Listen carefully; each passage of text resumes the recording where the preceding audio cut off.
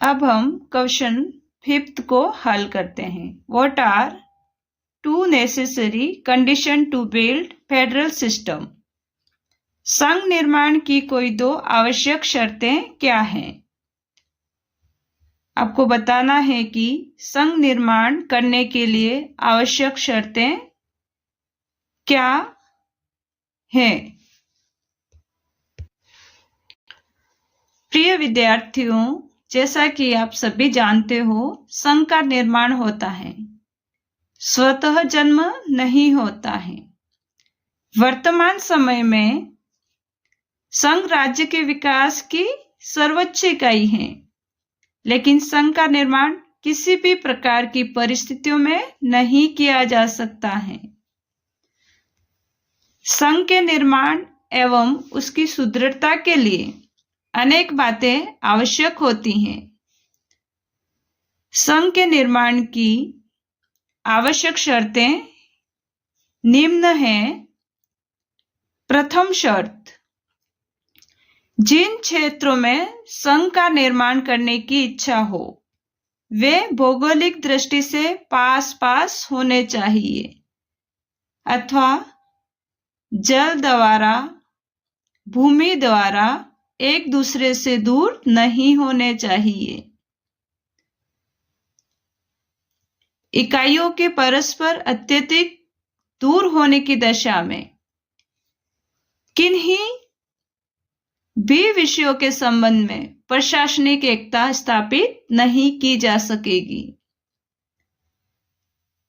इसके अलावा जहां लोग भौगोलिक दृष्टि से एक दूसरे से अधिक दूर हो, वहां संघ के स्थायित्व के लिए आवश्यक भावात्मक एकता स्थापित नहीं की जा सकेगी।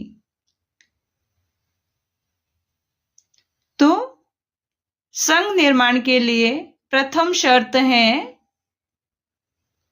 जिन क्षेत्रों में संघ का निर्माण करने की इच्छा हो वे भौगोलिक दृष्टि से पास होने चाहिए। संघ निर्माण की दूसरी शर्त है, संघ की एक अन्य आवश्यकता है धर्म, भाषा, संस्कृति व हितों की एकता।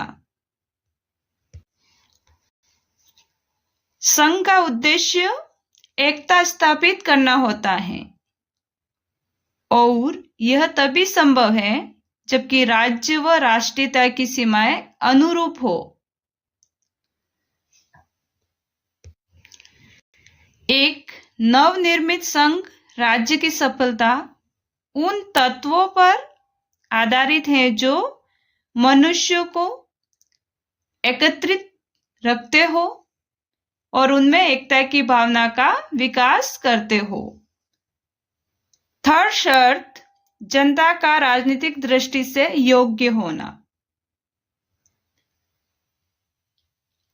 प्रत्येक प्रकार के राज्य के लिए जनता का राजनीतिक दृष्टि से योग्य होना उपयोगी होता है।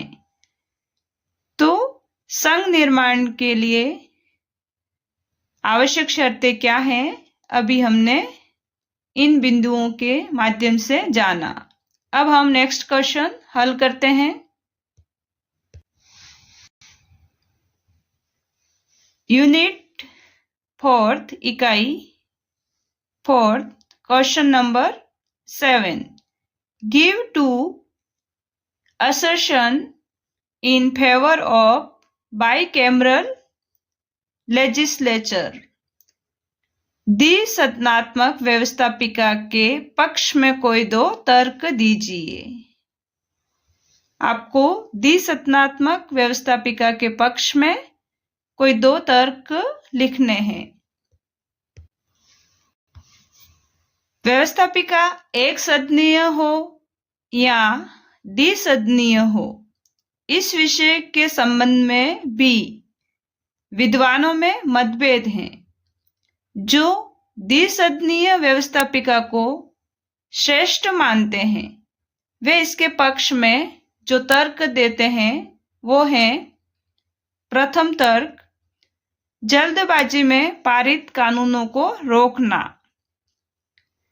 अपने दल के हितों की रक्षा और मतदाताओं से वचन निभाने के लिए। प्रथम सदन जल्दी से कानून पारित कर देता है, तो दूसरा सदन जल्दबाजी में पारित विधेयक को पुनः विचार का अवसर प्रदान करता है। द्विसदनात्मक व्यवस्थापिका के पक्ष में सेकंड तर्क संघात्मक राज्यों के लिए आवश्यक। संघात्मक राज्यों के लिए आवश्यक संघीय शासन में द्विसदनीय विधानमंडल अनिवार्य है।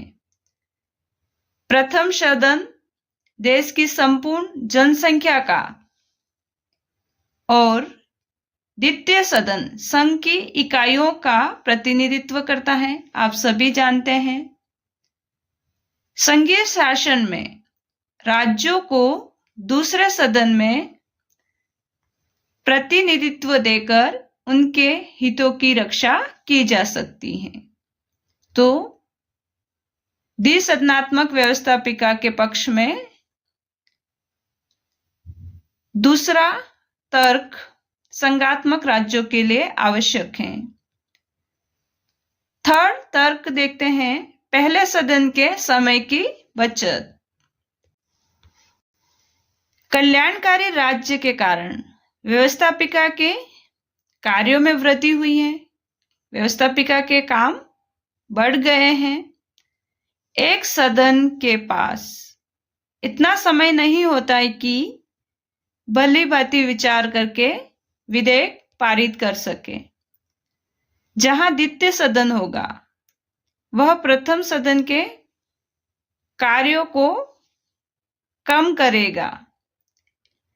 एक तो जल्दी से पहले सदन द्वारा पारित विधेयकों को गंभीरता से विचार करके दोष रहित बना देगा। दूसरे, जो विधेयक अधिक मतभेद वाले नहीं होते हैं उन्हें द्वितीय सदन में प्रस्तुत किया जा सकेगा। ऐसा करने से पहले सदन का समय बच जाएगा। तो अभी हमने जाना द्विसदनात्मक व्यवस्थापिका के पक्ष में तर्क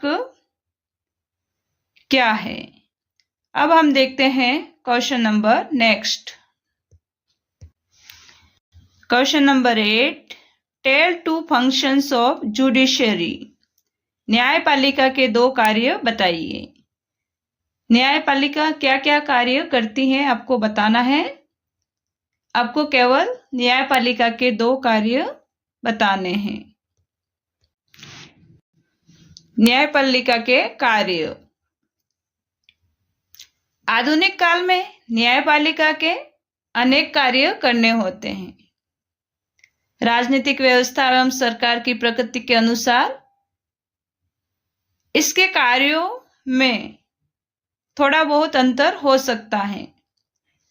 जैसे संघात्मक व अध्यक्षात्मक राज्यों में न्यायपालिका के नियमित कार्यों के अतिरिक्त संविधान रक्षण का कार्य भी होता है। तो आइए देखते हैं न्यायपालिका के कार्य। प्रथम कार्य, विधि की व्याख्या करना। संविधान तथा व्यवस्थापिका द्वारा निर्मित विधि की व्याख्या करना न्यायपालिका का प्रमुख कार्य है। विधि की जटिलता तथा अस्पष्टता के कारण व्याख्या का प्रश्न उत्पन्न होता है। न्यायपालिका उन विधियों की व्याख्या करती है जो स्पष्ट नहीं होती हैं। न्यायपालिका द्वारा की गई व्याख्या अंतिम होती है। न्यायपालिका का दूसरा कार्य संविधान की व्याख्या करना। न्यायपालिका संविधान का संरक्षण, संविधान की व्याख्या करने का अधिकार न्यायपालिका को ही प्राप्त है। जो संविधान में प्रतिपादित व्यवस्था एवं आदर्शों को बनाए रखकर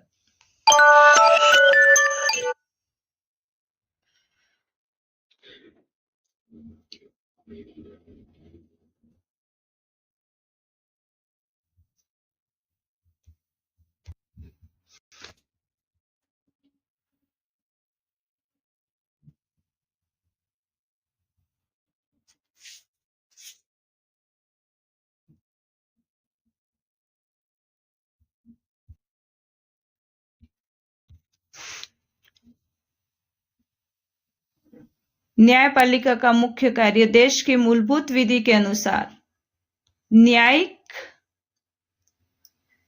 कार्यों को संपन्न करना। न्यायपालिका दीवानी, फौजदारी तथा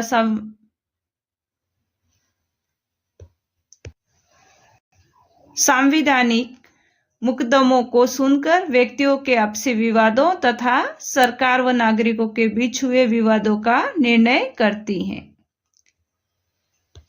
न्यायपालिका न्याय कर अपराधियों को दंड देने की व्यवस्था भी करती है।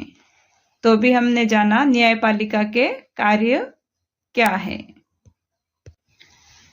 अब हम यूनिट 5 इकाई 5 के प्रश्न देखते हैं। Question number 9, which word was used by Hobbes for state? राज्य के लिए हॉब्स ने किस शब्द का प्रयोग किया है? हॉब्स राज्य की उत्पत्ति सामाजिक समझौते के परिणाम स्वरूप बताता है। अतः राज्य कृत्रिम संस्था है। राज्य की स्थापना का वर्णन हॉब्स लेवियाथन के 18वें अध्याय में